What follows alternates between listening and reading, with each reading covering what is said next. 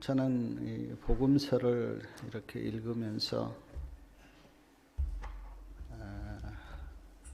하나님의 모든 말씀은 감동이 되고 또 능력이 되지만 특별히 예수님의 말씀을 제하고 막달라 마리아가 향유 옥합을 예수님께 부어드린 이 말씀이 저에게는 큰 감동이 되었습니다.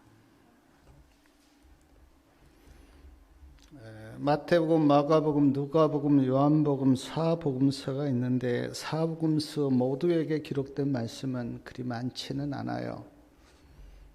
어떤 말씀은 마태복음에 있으면 마가복음에 없고 또 누가복음에 있으면 요한복음에 없을 수가 있는데 이 막달라 마리아가 향유를 예수님께 부어드린 이 말씀은 사복음서에 다 기록되어 있습니다.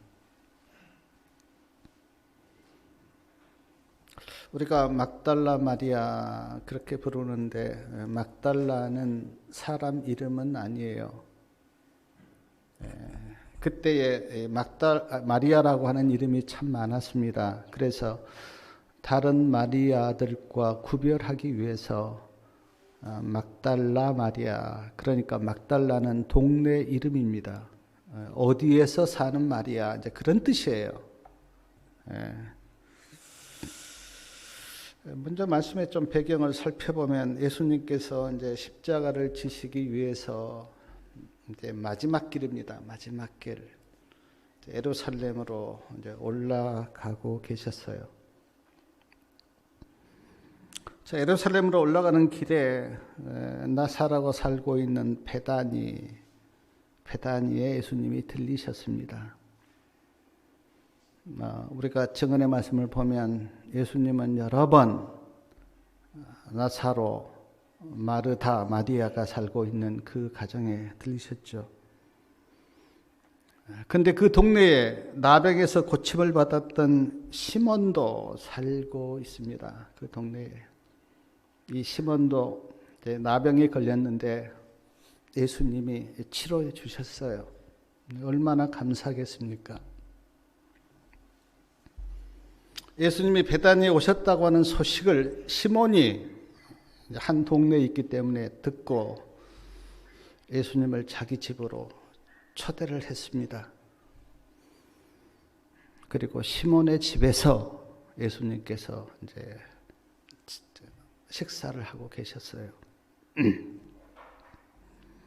그 식사 자리에 막달라 마리아가 가서 향유 옥합을 깨어서 예수님께 부어드린 겁니다. 그때 그 향유 옥합 가격이 얼마인가? 마가복음 14장 5절에 보니까 300데나리온 그렇게 나와요. 한 데나리온이 하루 품삯입니다. 300데나리온은 300일 품삯이에요. 얼춘 계산해도 한 2천만 원 정도는 되지 않나 그런 생각이 드는데 아주 비싸고 귀한 향유입니다. 그것을 막달라 마리아가 깨어서 예수님께 부어드린 거예요. 누가복음 7장 38절에 보면 향유 옥합을 예수님께 부어드릴 때 막달라 마리아의 모습이 거기 나와 있는데 향유 옥합만 부어드린 게 아니고 눈물을 계속 흘리면서 눈물로 예수님의 발을 적셨어요. 그리고 머리카락으로 예수님의 발을 씻기십니다. 그리고 엎드려서 예수님의 발에 입을 맞췄다. 성경에 그렇게 기록되어 있어요.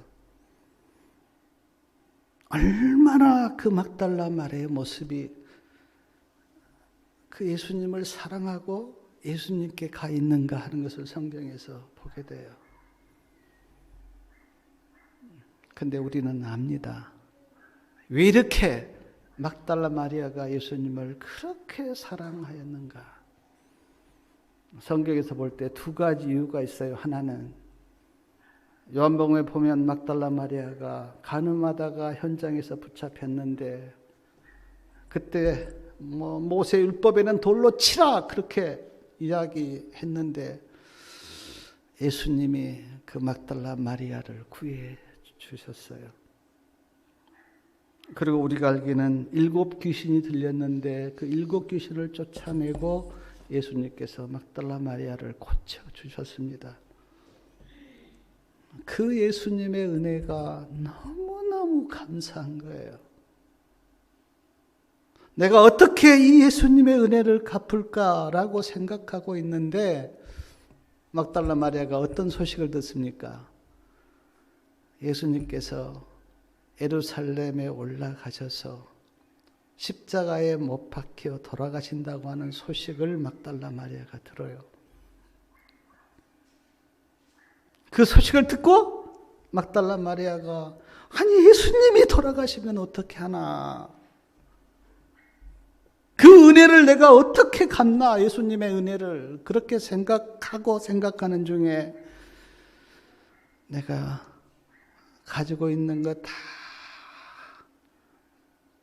사서 향유옥합을 사서 예수님께 내가 부어드려야 되겠다라는 생각을 하고 지금 막달라 마리아가 이렇게 한 거예요. 아마도 막달라 마리아는 살짝 아무도 모르게 향유를 부어드리려는 생각을 했을 겁니다. 그리고 그렇게 했어요. 예수님의 뒤에 가서 고개 숙이고 이렇게 향유를 부었는데 그 향유 냄새가 쫙 퍼지니까 온 집에 시몬의 집에 다 퍼지니까 그 시몬의 집에 있는 사람들이 다 알게 된 거예요.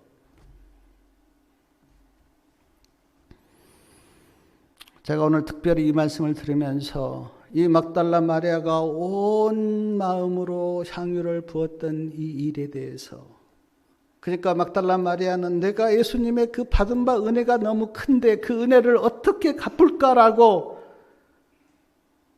자기 온 마음을 들여서 드렸던 이 향유옥합이 사람들에게 어떻게 반응을 일으켰는가? 첫 번째 시몬이 어떻게 반응했는지 제가 성경은 다 찾을 수가 없는데 한번 성경을 좀 찾아보십시오. 집에 가서 누가복음 7장 39절에는 시몬이 이렇게 반응을 했습니다. 이 사람이 만일 선지자라면 자기를 만지는 이 여자가 누구며 어떠한 자 곧 죄인인 줄을 알았으리라. 막달라 마리아에게는 아주 죄인 취급하면서 그리고 예수님에게는 이 죄인이 자기를 만지는데 가만히 계신다고 예수님도 비난한 거예요. 시몬은요. 저런 죄인이 가까이 와서 만지는데 가만히 계시는 것 보니까 선지자가 아닐지 모른다고 하는 혹독한 비난을 시몬이 한 겁니다.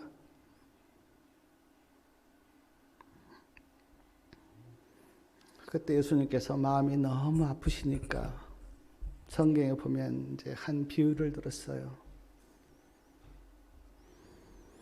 어떤 사람이 한 사람에게 500데나리온과 50데나리온의 빚을 빌려주었다.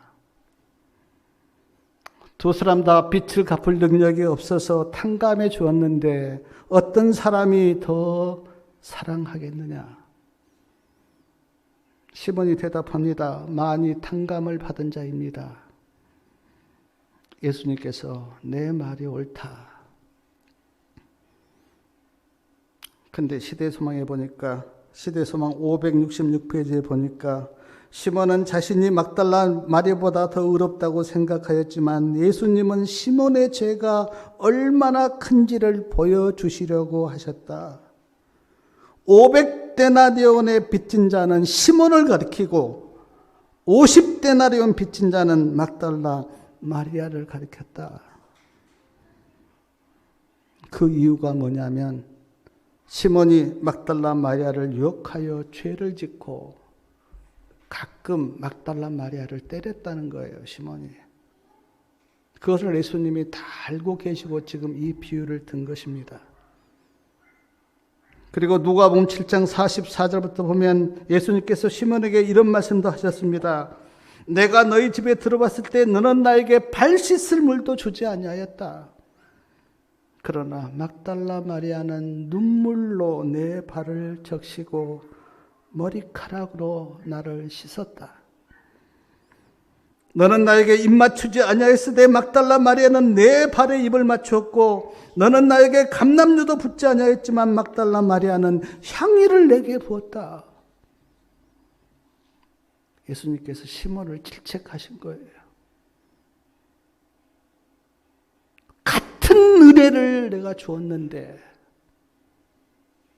막달라 마리아는 온 마음을 다하여 나를 이렇게 사랑했지만 너는 한 건 뭐 있느냐? 내가 너를 나병에서 구원해 주었는데 책망하신 거예요. 사랑하는 여러분, 여기서 우리는 하나 느껴야 됩니다. 나는 예수님의 은혜를 얼마나 소중하게 생각하고 있는가? 시몬은요, 예수님께서 은혜를 베푸셨는데 그 은혜를 아주 하찮게 가치 없게 여겨버렸어요. 그러나 막달라 마리아는 그 은혜를 아주 소중하게 여기면서 예수님께서 나에게 은혜를 베푸셨는데 나는 그 은혜를 무엇으로 보답할까? 그리고 들려오는 소식이 예수님이 예루살렘 올라가서 고난받고 죽으신다고 하는데 그러나 그 죽기 전에 내가 어떻게 예수님의 은혜를 좀 갚을까? 그런 마음이 막달라 마리아에게 있었다는 거예요. 성도님들은 예수님의 은혜를 어떻게 여기고 계십니까? 우리가 십자가 이야기를 너무 많이 듣잖아요. 나를 구원하기 위해서 십자가에 돌아가셨다고. 그러나 그 은혜를 어떻게 여기고 있습니까? 많은 사람들이 십자가를 이야기하는데 그 십자가의 은혜를 내가 어떻게 받아들이고 있는가? 시몬처럼 받아들이는가? 아니면 막달라 마리아처럼 받아들이고 있는가?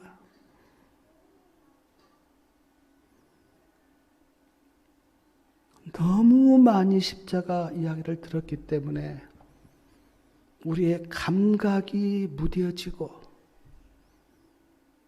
십자가 이야기 들으면 또 들었던 이야기라고 생각하고 아무 느낌이 없는 그리스도인들. 시몬 같잖아요. 시몬.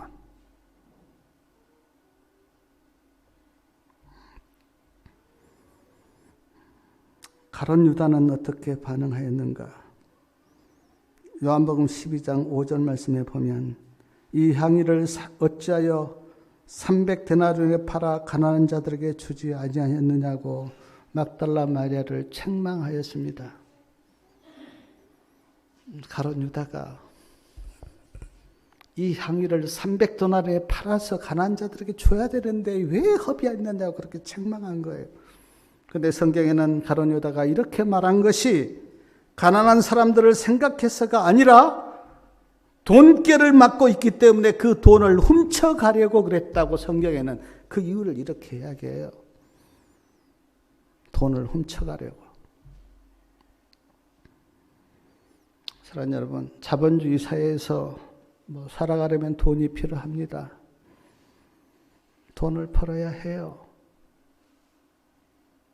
북한 같으면 배식이라도 주지만 우리나라에서는 돈 없으면 못 살죠. 돈이 필요해요. 그러나 성경에는 히브리서 13장 5절에는 돈을 사랑하지 말라 그랬습니다. 디모데전서 6장 10절에는 돈을 사랑함이 일만하게 뿌리가 되나니 돈을 사모한 자들이 미혹을 받아 믿음에서 떠나 근심으로써 자기를 찔렀다. 사랑하는 여러분, 돈 사랑하면 분명히 시험에 빠집니다. 제가 장담해요. 돈이 필요해서 버는 것은 맞지만 돈을 사랑하면 분명히 시험에 빠져서 죄를 지어요. 가룟 유다가 돈 너무 사랑해서 예수님 은 30에 팔고, 제가 은 30을 그때 얼마 냈는지 모르는데 어떤 책에 보니까 지금 돈으로 하면 약 1,000만 원 정도 된다, 그런 내가 글을 읽은 적이 있는데 1,000만 원 받고 예수님 팔았습니다. 그리고 어떻게 되었습니까? 마음이 너무 괴로워서 목매달아 자살했어요. 돈 사랑하니까. 돈이 그를 행복하게, 돈이 그를 그 인생을 가치 있게 해준 것이 아니라 돈 때문에 망한 자가 가룟 유다예요.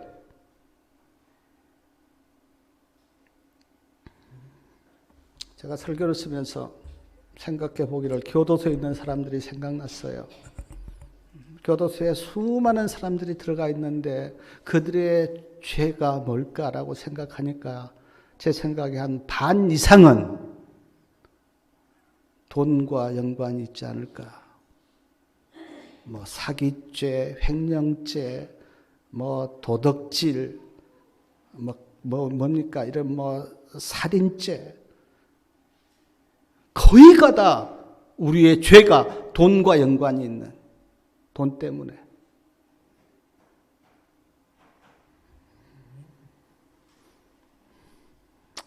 제가 설교 쓰는데 부모님이 저에게 그 10몇 살 때 일러주었던 말씀이 생각이 났어요. 우리 할아버지가 저에게 3가지 조심해라, 3가지. 여자 조심하고, 돈 조심하고, 3가지 조심해라.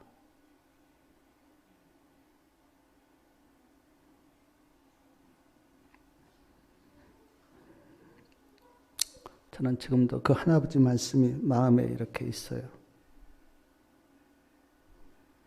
말 조심하고, 제가 생각이 안 나는데, 말 조심하고, 돈 조심하고, 여자 조심하라. 가룟 유다는 그렇게 반응한 거예요. 그거 300드나무에 팔아서 가난한 자에게 줘야지, 그거를 예수님께 부으면 되느냐고. 마음속으로는 그 돈 훔쳐가려고.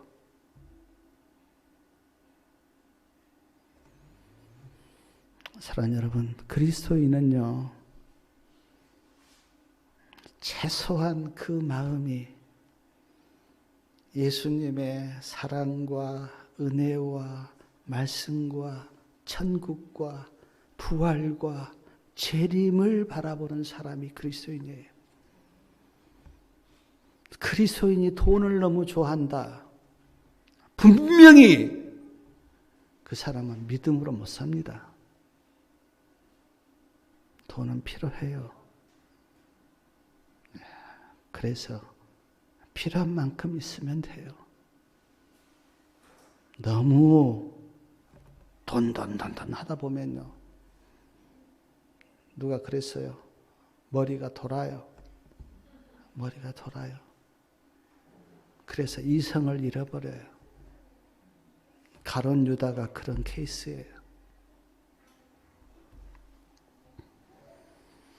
제자들은 어떻게 반응했는가? 우리 마태복음 26장 한번, 제자들은 이건 한번 좀 봐야 될 것 같아요. 제자들은 마태복음 26장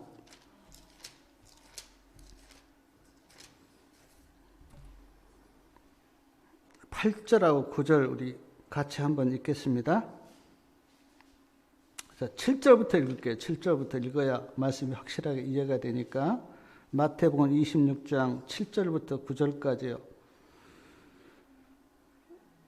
한 여자가 매우 귀한 향유 한 옥합을 가지고 나와서 식사하는 예수의 머리에 부으니 제자들이 보고 분하여 가로되 무슨 의사로 이것을 허비하느냐?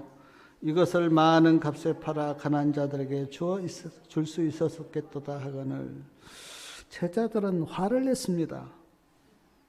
그리고 이야기하기를 무슨 생각으로 이것을 허비하였느냐, 그렇게 화를 냈어요. 사랑하는 여러분, 예수님의 은혜를 모르는 자는 허비라고 생각합니다. 허비한 거야. 그거 허비한 거야. 예수님의 사랑이 가슴으로 느껴지지 않은 자가 보면 허비한 거죠. 근데 그게 허비입니까? 예수님의 은혜를 모르고 사랑을 모르는 자는 허비하였다, 그렇게 생각되는데 그게 허비냐고요.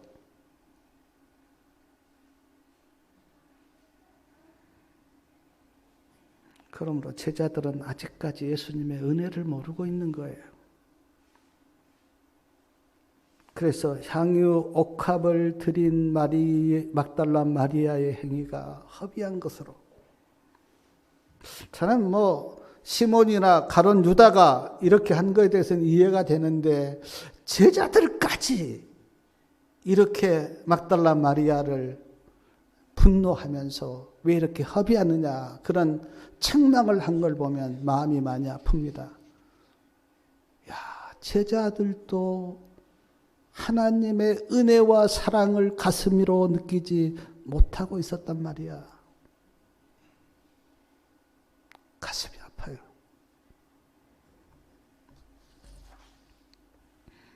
마가복음 14장 4절에 보면 어떤 사람들도 허비하였다고 막달라 마리아를 비난하였는데, 시대소망 565페이지에 보면 이런 말씀이 있습니다. 그리스도께 드리기에 너무 값진 것이라고 생각되는 것은 없다. 이거 예수님께 드리기에 너무 값져. 그런 건 없다는 거예요. 예수님이 나에게 어떻게 하셨는가를 생각해 보면 그런 건 없죠. 내 생명을 드려도 그런 건 없죠. 하나님이 이 땅에 오셔서 자기 목숨을 드렸는데 그 하나님 앞에 우리가 값진 것이 뭐 있습니까? 아무리 나를 드려도. 하나님이 돈이 없어서 돈을 받으신 분이에요?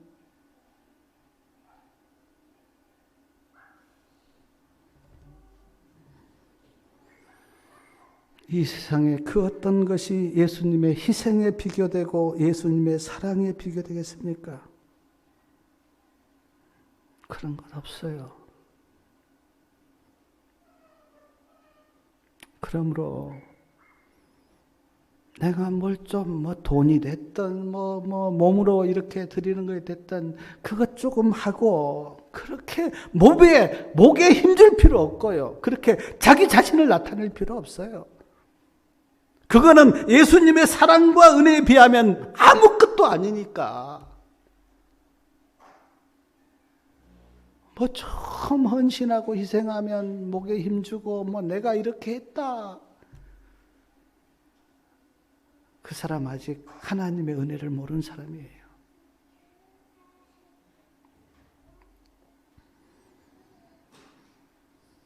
저는 이 막달라 마리아가 향유옥합을 깨어드린 그 일에 대해서 예수님이 어떻게 반응하셨는가에 대해서 매우 흥미있게 저는 봤는데, 예수님이 얼마나 좋아하시고 이 막달라 마리아를 칭찬하셨는지 아마 들어보면 굉장히 놀랄 거예요.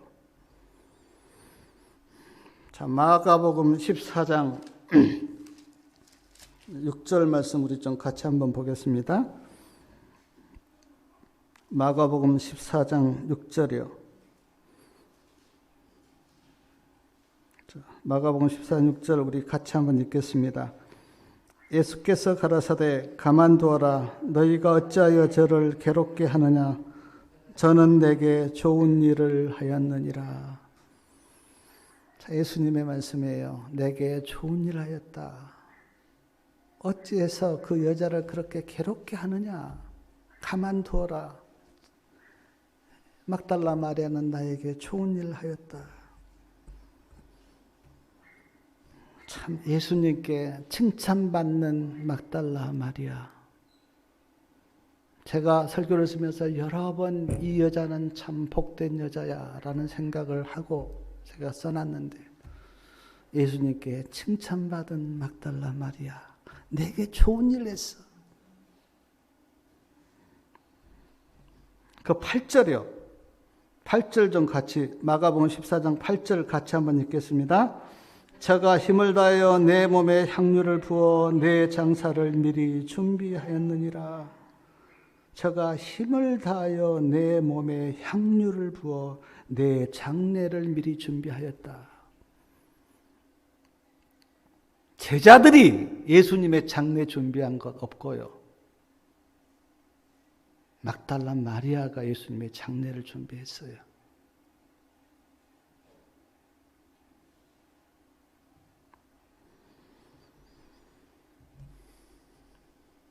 저는 예수님께서 십자가를 앞에 두고 지금 예루살렘에 올라가서 십자가를 지시는데 예수님의 마음이 어떻겠어요? 아무도 예수님 마음 몰라줍니다. 아무도. 근데 누가 십자가를 지신 그 예수님의 마음을 조금이라도 유로했는가? 막달라 마리아가. 그래서 예수님이 이런 말씀하신 거예요. 막달라 마리아가 내 장례를 준비했다. 저는 이 말씀이 얼마나 예수님의 그 마음에서 우러나온 말씀이고, 아무도 제자들도 누구도 70인 제자도 12제자도 그렇게 많이 예수님을 따랐던 사람도 아무도 예수님의 장례를 신경 안 썼는데, 막달라 마리아가 예수님께 향유를 부음으로 예수님께서 막달라 마리아가 내 장례를 준비했다. 참 놀라운 말씀이죠.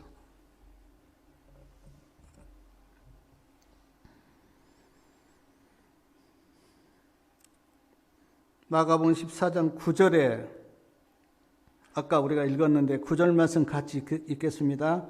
내가 진실로 너희에게 이르노니 온 천하에 어디든지 복음이 전파되는 곳에는 이 저자의 행한 일도 말하여 저를 기념하시리라. 사랑하는 여러분, 지금 수십억 사람들이 성경을 읽습니다. 지금까지 성경을 본 사람을 다 합치면 수백억 사람들이 되겠죠. 성경을 봐요. 아까 제가 마태복음, 마가복음, 누가복음, 요한복음, 사복음서에 다 막달라 마리아 이야기가 기록되어 있었다 그랬는데, 이 사복음서를 보면서 누구를 기념하냐면 막달라 마리아를 기념해요. 막달라 마리아가 예수님께 향유를 부어드렸어. 제자들도 하지 않았던 그 일을 막달라 마리아가 하였어. 성경을 보는 그 수억의 사람들이 누구를 기억하고 기념하냐면 막달라 마리아를. 얼마나 복받은 여자입니까? 우리가 유명한 사람을 기억하고 있지만, 그러나 우리나라에서도 다 지나면 다 잊어버리잖아요. 누가 한 세대 100년만 지나도 누가 기억한 사람이 얼마나 있습니까? 근데 2000년 동안 성경을 본 모든 사람들이 누구를 기억하냐면 막달라 마리아를. 막달라 마리아가 예수님께 향유를 부어드렸어. 정말 막달라 마리아는 대단해. 제자들도 하지 못했던 그 일을 막달라 마리아가 하였어.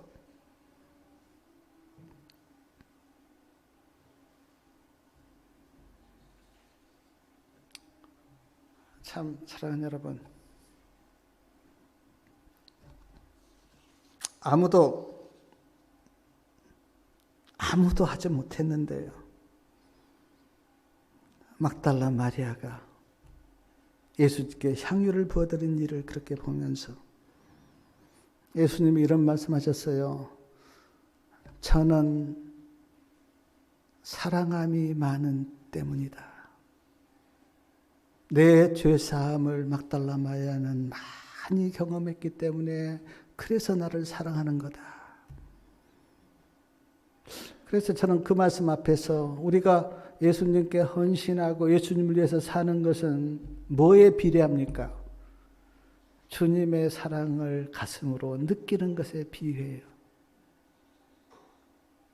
가슴으로 예수님의 은혜와 사랑을 느끼지 못한 자는 예수님을 위해서 살 수 없습니다. 근데 가슴에 느껴지면 누가 시키지 않아도 예수님께 헌신하고 예수님을 위해서 일하고 예수님을 전하고. 제가 이 말씀 이렇게 오늘 묵상하면서 저는 세 가지를 제가 느꼈는데, 첫째는 이제 기회예요, 기회. 제가 세 가지를 생각해 보았는데 첫 번째는 기회입니다. 예수님의 마지막 가는 길이에요. 예루살렘에 올라가서 예수님은 이제 십자가에 못 박혀 죽으십니다. 막달라 마리아가 이때 향유 옥합을 예수님께 부어드리지 못했다면 기회가 있었습니까? 없었어요. 마지막 주어진 기회예요.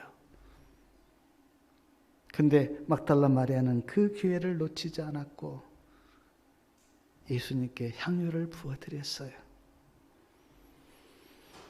사랑하는 여러분, 예수님을 사랑할 수 있는 기회가 항상 있는 것 아닙니다. 연세 많아서 몸이 약해지면 봉사하고 싶어도 못해요. 주님 전하고 싶어도 못해요. 다른 사람을 위해서 살 수 있는 것도 항상 있는 것 아닙니다. 구원받을 수 있는 기회도 항상 있는 것 아닙니다. 그러므로 기회가 왔을 때 그 기회를 놓치지 마셔야 돼요. 근데 누가 그 기회를 붙잡는가? 물론 준비되어 있는 자가 기회를 붙잡은데, 그러나 그 준비되어 있었다고 하는 건 너무 막연하고, 제가 보니까 주님을 사랑하고 믿음이 있는 자는 기회가 오면 헌신해요. 근데 믿음이 없는 자는 헌신하지 못합니다. 그러므로 믿음을 가지고 계셔야 돼요. 믿음이 있으면 그 기회가 오면 그 믿음을 내가 나타냅니다. 근데 믿음이 없으면 기회가 와도 나타내지 못해요. 그러므로 성도님들은 늘 믿음으로 준비되어 있어야 돼요. 그러면 하나님께서 어떤 기회를 주십니다.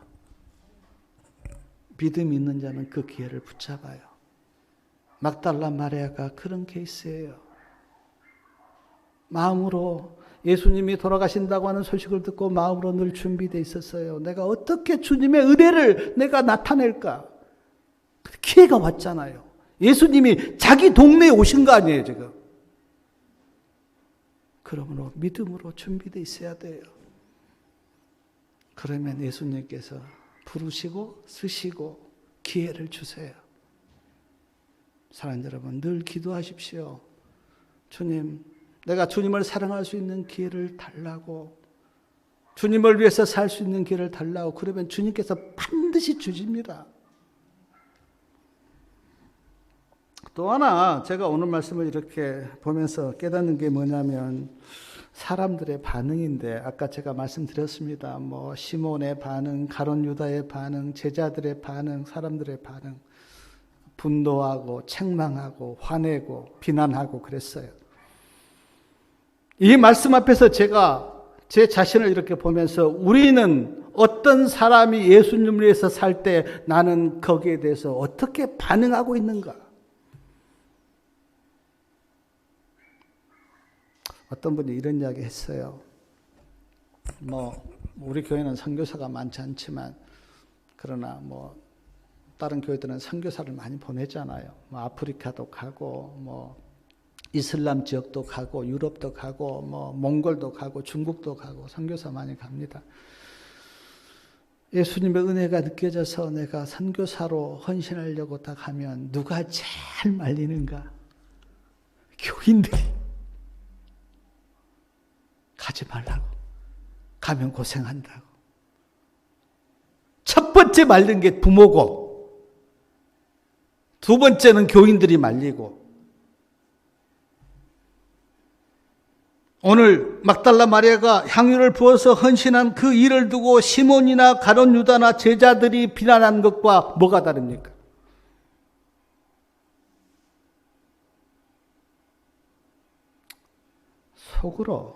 속으로 우리가 어떤 사람이 좀 이렇게 헌금하면 돈이 있어서 그렇지, 몸으로 좀 봉사하면 할 일이 없어서 그렇지.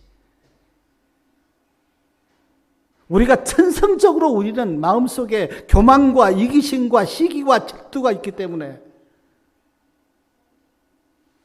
그런 반응이 나오기가 쉬운데, 우리는 다른 사람의 헌신에 대해서 어떻게 반응가? 진심으로 축복해주고 기도해주고 참 잘 선택했다고, 하나님께서 힘주시고 은혜 주시기를 바란다고 그렇게 기도하면서 축복할 수 있는 그런 마음을 가지고 있는가? 아니면 제자들이나 시몬이나 가룟 유다처럼 그렇게 비난하는 그런 반응이 우리 안에 있는가?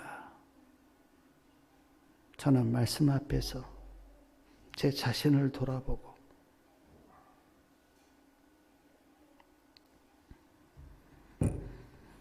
어떤 분이 이렇게 이야기했어요. 목사들의 최고의 죄는 자기 자신이 뭘 나타내는 거다.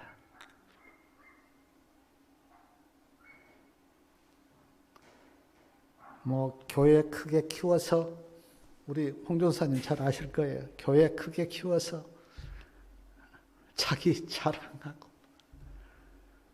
설교 잘한다고 자랑 듣고 싶고, 세상 사람들이 욕심 부리는 거나 목사가 교회 크게 키워서 자기 자랑하고 싶은 거나 뭐가 다릅니까?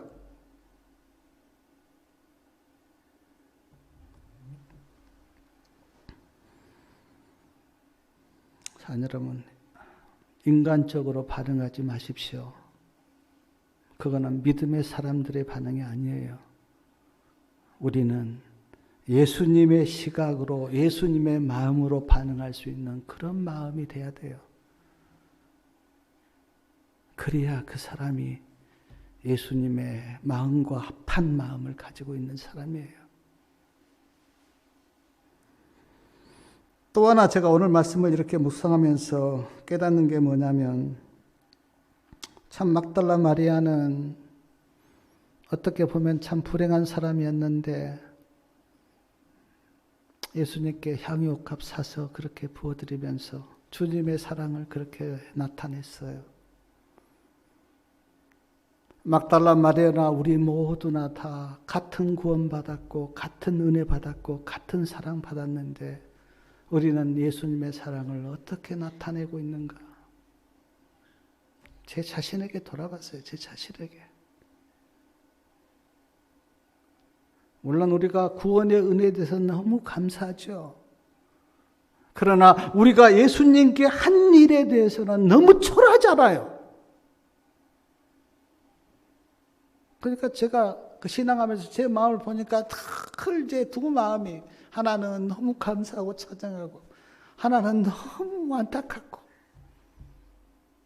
사도 바울이 그렇게 감사하면서 사도 바울 마음속에 내가 이스라엘 백성을 향한 마음의 그 안타까움. 그래서 사도 바울이 로마서 9장에 보면 나는 구원 못 받아도 좋습니다. 하나님, 이스라엘 백성들을 구원해 주십시오. 교회를 향한 염려, 하나님의 성도들을 향한 염려.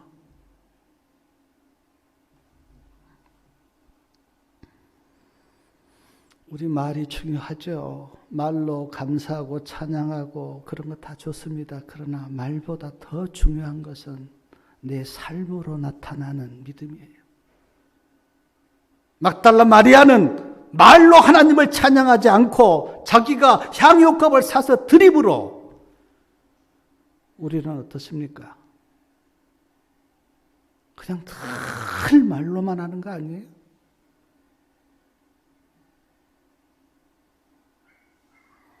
말 그거요, 별로 가치 없어요. 저는 제가 인생을 살면서 더욱더 느껴지는 게, 어떻게 하면 내가 말을 좀 적게 할까? 그 말, 그렇게 많이 하는 그 말, 자기 자신도 실천하지 못하면서 어떻게 내가 말을 좀 적게 할까? 그리고 행동으로 좀 보여줄까?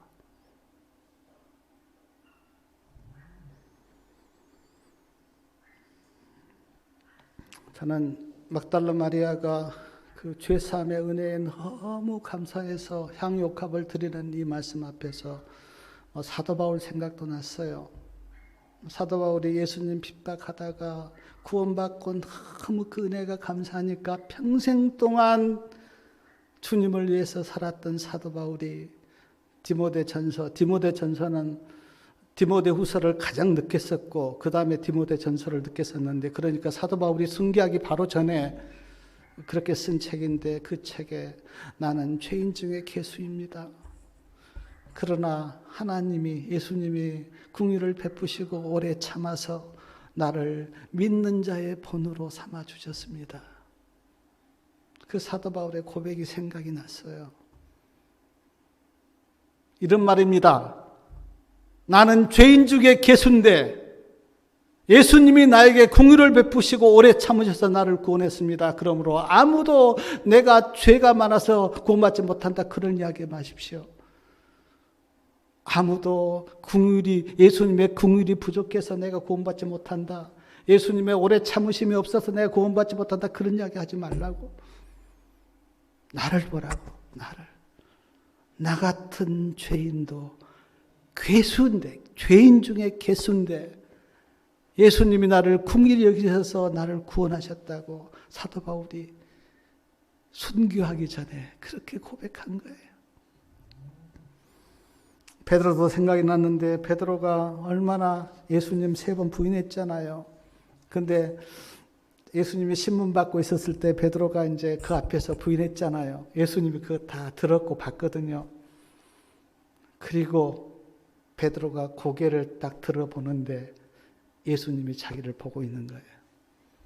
근데 그 눈빛이, 그러니까 예수님을 부인하는 그걸 다 본 예수님의 눈빛이 증오의 눈빛이었다면 베드로는 다시 회개하지 못했을 거예요. 근데 아주 사랑의 눈빛으로 베드로를 보고 계신 거예요. 그래서 베드로가 그때 뛰쳐나가서 뭡니까? 감람산으로 가서 그때 겟세마네 동산으로 가서 그때 기도하잖아요. 회개 기도를 하잖아요. 예수님께서 부활하셔서 갈릴리 바다를 이렇게 걸으시면서 제자들 쫙 있는데 베드로 옆에 이렇게 함께 걸으면서 베드로에게 말을 붙였는데, 왜 베드로에게 말을 붙였는가? 베드로를 다시 세우기 위해서였다. 그렇게 나옵니다. 이 예수님의 사랑과 은혜를 우리가 어떻게 측량하겠습니까? 자, 말씀을 마치면서 찬미 438장 보면 죄짐 맡은 우리 구주, 그 주제가 그렇습니다.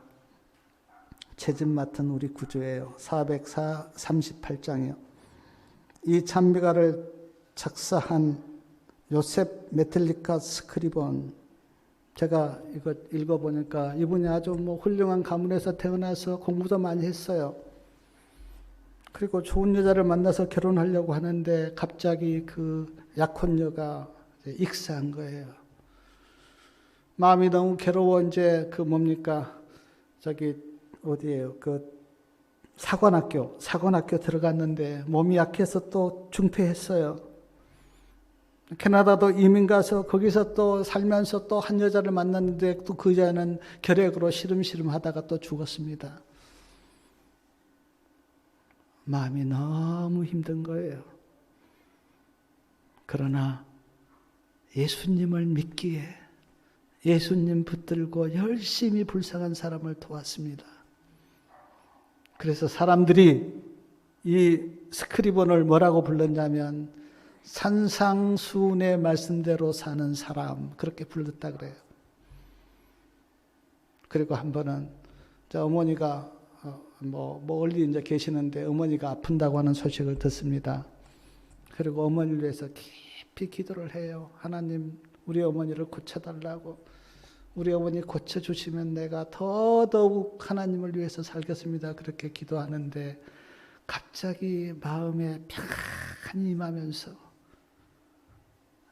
그때 이 스크리번이 펜을 들고 어머님께 편지를 썼는데 그 편지 내용이 우리가 부르는 찬미 438장 내용이라는 거예요.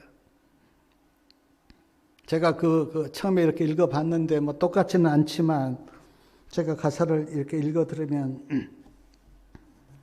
이렇습니다. 죄짐 맡은 우리 구주 어찌 좋은 친구인지 근심 걱정 모든 것을 구한 사람 복 받네.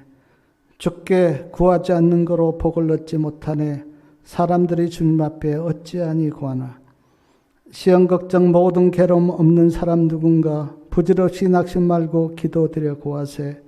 이런 진실하신 친구 찾아볼 수 있을까? 우리 약함 아는 주께 어찌하니 구하나.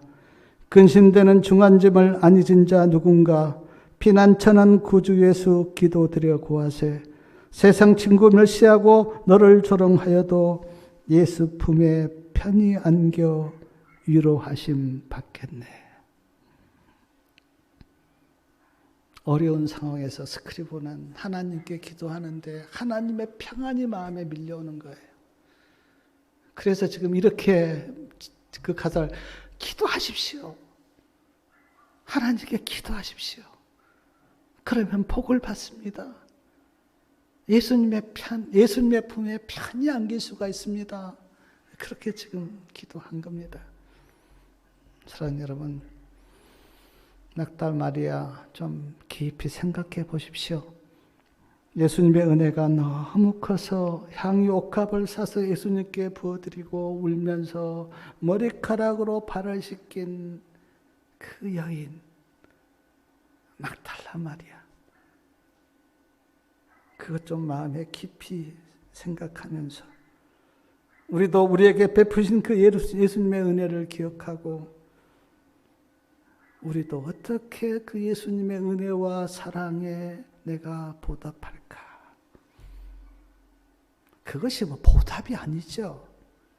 예수님의 사랑과 은혜에 비하면 아무것도 아닌데 그러나 내가 어떻게 조금이라도 막달라 마리아의 마음처럼 내가 예수님의 은혜를 좀 갚을까? 그런 마음으로 사시면서 우리 성도님들의 삶이 헌신과 또 주님을 따르는 그런 믿음의 삶이 다 되시길 바라면서 말씀을 마치겠습니다.